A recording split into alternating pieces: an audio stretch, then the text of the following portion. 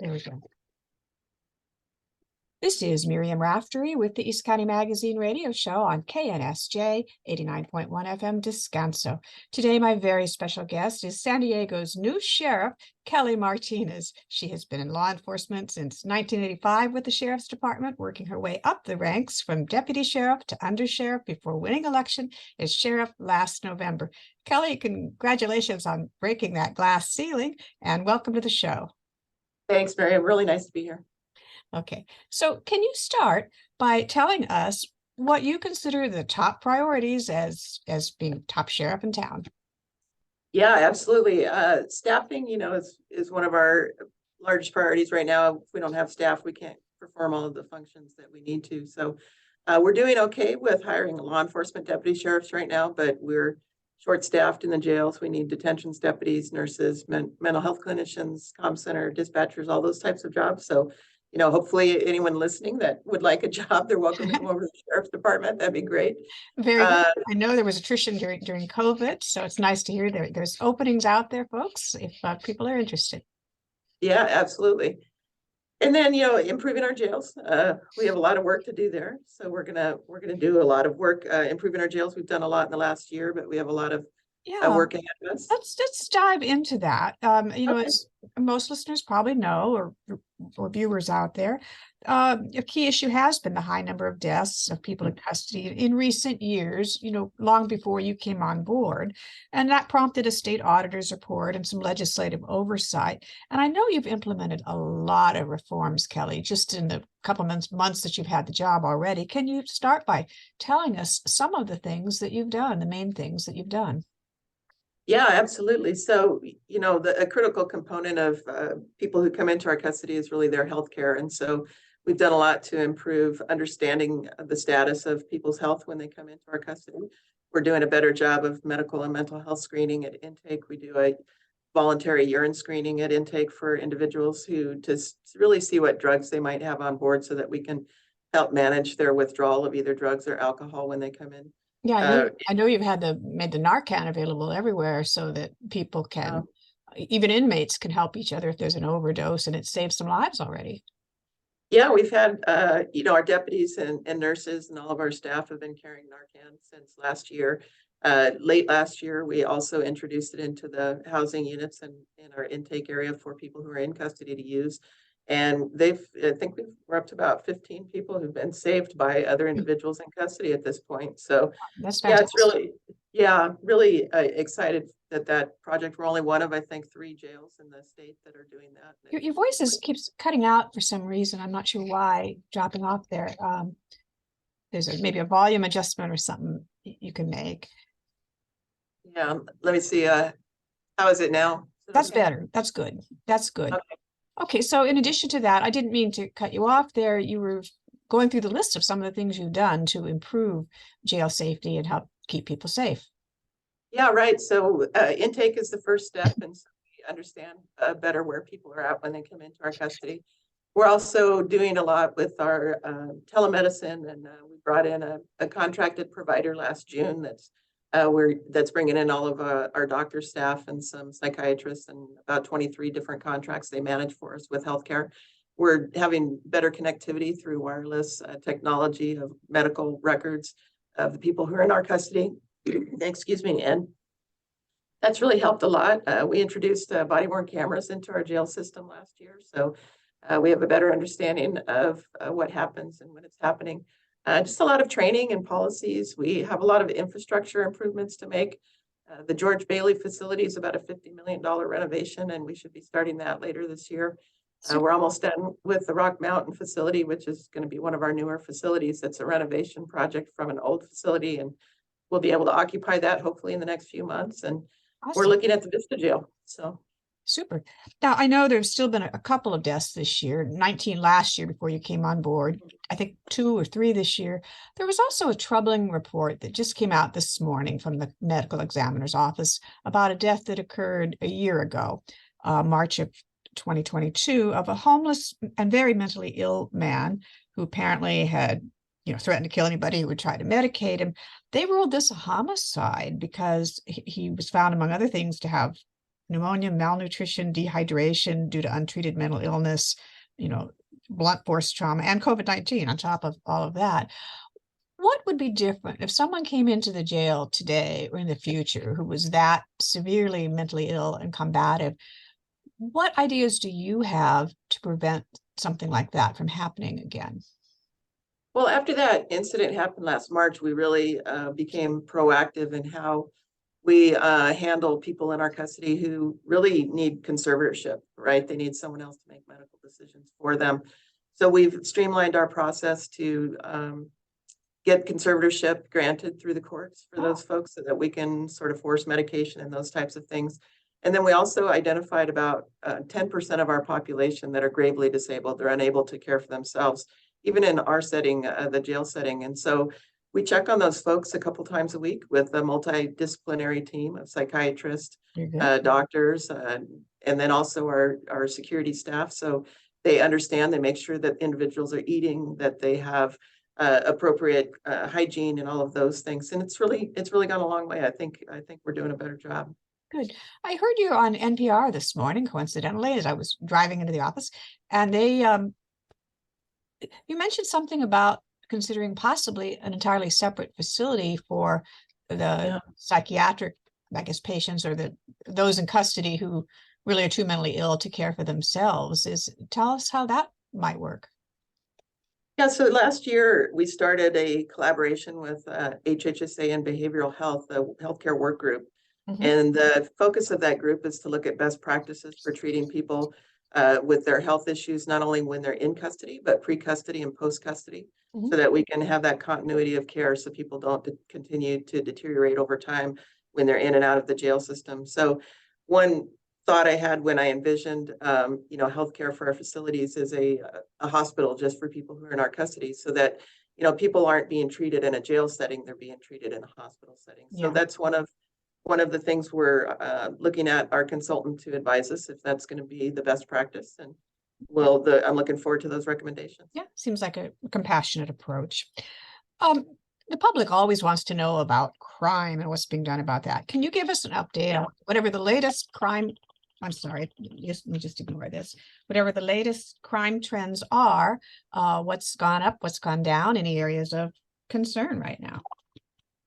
Yeah, so what's really been concerning, obviously, is fentanyl. That's really having an impact on our communities.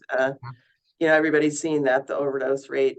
We started a law enforcement leave behind program in December where deputies have naloxone and Narcan available. They leave it behind in homes where they think it might help.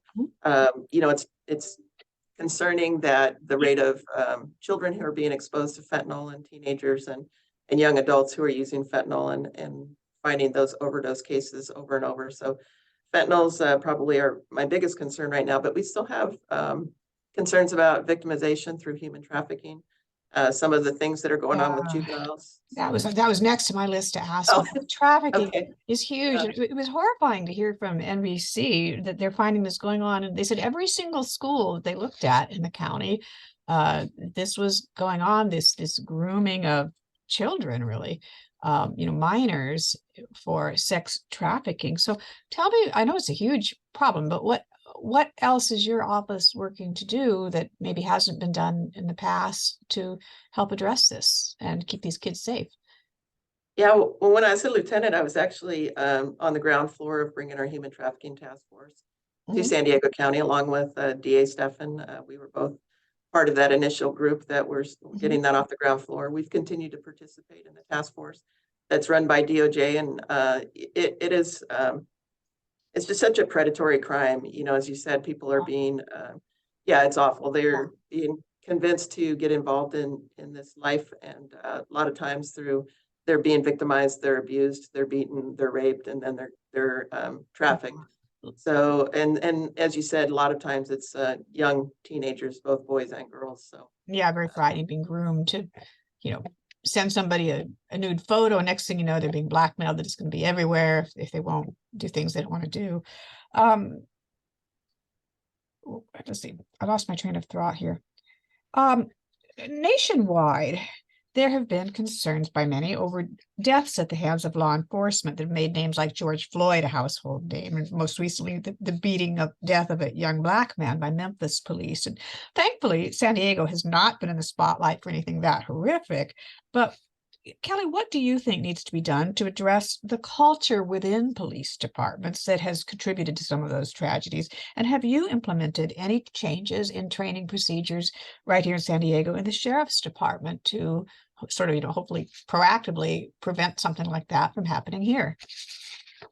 Well, I think, when you look at both George Floyd and Tyree Nichols, the Yeah. common theme there is culture. There was a culture in those departments where activity like that was, occurring. And the one startling thing for me with Tyree Nichols in Memphis was that those officers were on camera, and they continued And still they were with all that Black. action. So you can't say it was a racial thing in that case because it was Black officers beating a Black kid who was only accused of, if anything, reckless driving on his way home. So Yeah, that was clearly a homicide. That wasn't a police action at all. And I think it's important to know that most officers and most deputies in this country are doing the right thing for the right yes, reasons. absolutely. Yeah, in San Diego County, when we've been very proactive in de-escalation training and techniques and talking and monitoring body worn camera and just really being engaged with our supervisors to understand when things are going the wrong direction. Yeah, maybe that's why we have, maybe it's not a coincidence that those things haven't happened here, at least certainly nothing on the scale of, those national incidents. Speaking of accountability, you have taken some steps recently to hold deputies accountable for wrongdoing, with actually several deputies recently arrested for various things. Can you talk about how you're working to make sure that everybody is held accountable for their actions, even if they're a law enforcement officer? Yeah, we're not above the law in this job, and trust and accountability go hand in hand. And I expect, people that work for me to have integrity and to do the right things for the right reasons, to certainly not commit criminal acts. And if they do, then they're going to be held accountable. And I'll be very transparent and open about those arrests and what's going on. And talking to the people in my department, everyone's holding their heads a little higher right now, I think, because they understand we are a department of integrity. Expect that from us. Yeah, well, I think that would be good for morale, at least for those the majority of the good officers out there. Kelly, in rural areas, sometimes the law enforcement concerns are different than in the big urban places, but we do hear complaints sometimes from residents over long response times if they call for help in places like Campo, but also more recently from some who say they have trouble even getting a police report filed. I'll give you an example. Ronald Town died. There was a CHP report taken after he was found injured on Highway 78 out in Ramona back on January 9th. Blunt force injuries. His mother, his employer, and a friend have all told me they tried to get the sheriff up in Ramona to investigate, and they can't even seem to get a police report taken. And yet there were what I would think are suspicious circumstances. Mr. Town was an older fellow. He worked as a handyman. He was found seriously injured late at night, 3 miles from his home, without the service dog he usually takes everywhere, without his vehicles, who the family and friends say the landlord has his vehicles and claims this guy gave them to him. The man lived long enough to tell people he'd been robbed, which by itself would be a crime. Family says all his belongings were missing and his safe was opened and emptied out, and now the landlord had showed up the day before at his employer, telling the employer, you got to pay me the money that you owe this guy. And now the landlord, we're told, is being kicked out by the property owner because he owes the property owner money. And yet with all of that, as far as we can determine, there has not been an investigation. So the question is, what is the procedure here? I mean, when members of the community or even a mother thinks a crime has been committed, what, should a report be taken? How does one get an investigation going to bring some closure so people know whether there was foul play or not in a case like that? Well, did I hear you say that the highway patrol took an accident report? They took an accident report. It's strange because they say that they don't think he was hit by a car. The medical examiner says it was blunt force injuries that he died of, although they're still awaiting toxicology reports. But they don't, they said it would really be up to the sheriff to investigate whether there was any crime. And so far, at least 3 people are telling us they can't even get a report filed. I did talk to homicide, and homicide said they had nothing on file about this, the homicide unit. I don't know. Well, the primary agency of jurisdiction is the Highway Patrol if they took the initial report. So it would really be up to them to ask, and they can conduct a homicide investigation if they believe there's enough information there. They have that authority. So they would really be the agency that the family should press for more answers. Interesting. Can they go higher up the chain if one officer there hasn't really taken it seriously? Yeah, absolutely. They can go. There's a commander over this district if they need to go that high, but they're the primary.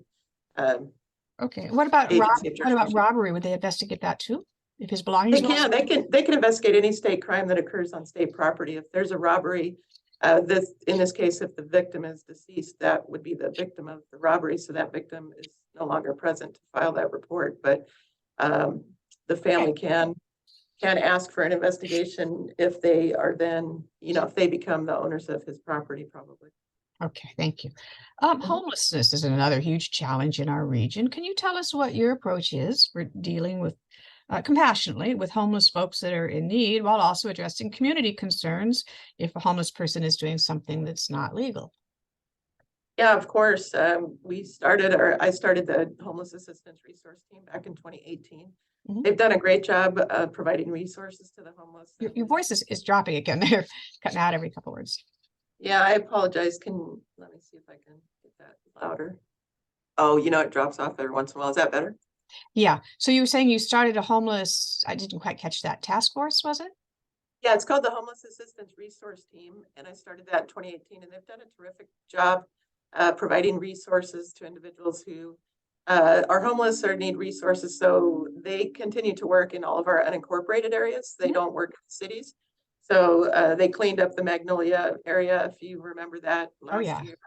Yeah. Oh yeah, we do. Now that I guess the county jumped in too and opened a safe parking place area there for homeless folks that have vehicles at least. So right. So that was that team. And then we also have a lot of, if someone's committing a crime, it doesn't matter if they're homeless or not. We know that there's homelessness and crime intersect, both with people being victimized as homeless individuals or committing crimes. So yes, deputies will respond, and to those we don't have the ability to house people long-term right now who are misdemeanors just because of the state of our jail. So we're working on that right now. We're working on a project where hopefully we can provide some safe jail space for individuals who are committing misdemeanor crimes and then provide them the resources while they're in our custody. So hopefully they don't remain homeless when they get out. Yeah, very good. That's my place.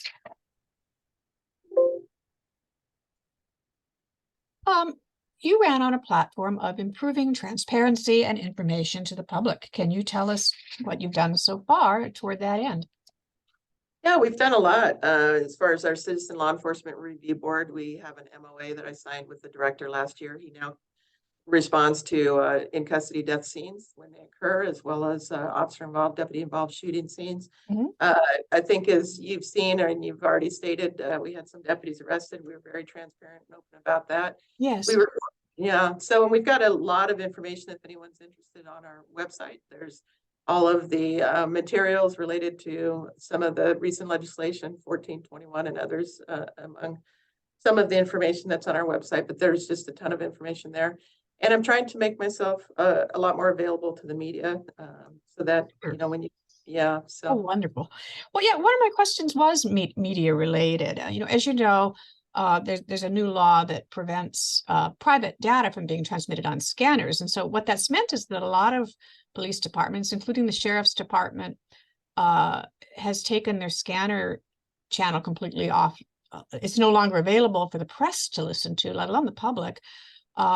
And that affects, in our case, La Mesa and El Cajon PD, because they used the same scanner channels. And so we can no longer hear any of that. But what's happened, Kelly, is that not only are we not able to get the emergency news now about, to protect public safety and tell them there's a chase underway for a wanted felon or a bomb threat somewhere or whatever, we're also getting a lot less press releases from all of these agencies on matters of major crimes in East County. It's like the agencies realize that we can't hear what's going on, and so they don't bother to send as many releases out as they used to. I'm not talking just about sheriff, but all of the police agencies that we, deal with that no longer have scanners. So the question really is, what can be done to do a better job of getting notice out when there really is a threat, an imminent threat to public safety,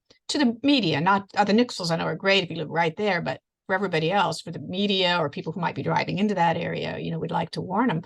The other thing is just to get information maybe a couple times a week on when major crimes have occurred, so that we can do our job as reporters of letting the public know and writing more detailed news stories about these, major incidents. And it's not that there's none, but there's very few. I went back and tracked it, and I would say it's dropped probably 95% from, what we were getting a year and a half, 2 years ago from these agencies. Wow. I wasn't aware of that, and I can't really speak for why other agencies may or may not be posting as many releases. I do know that we have press boards at all of our stations that anyone can walk in and look at the crimes that occurred during the week. We also, each of the stations should have a press board.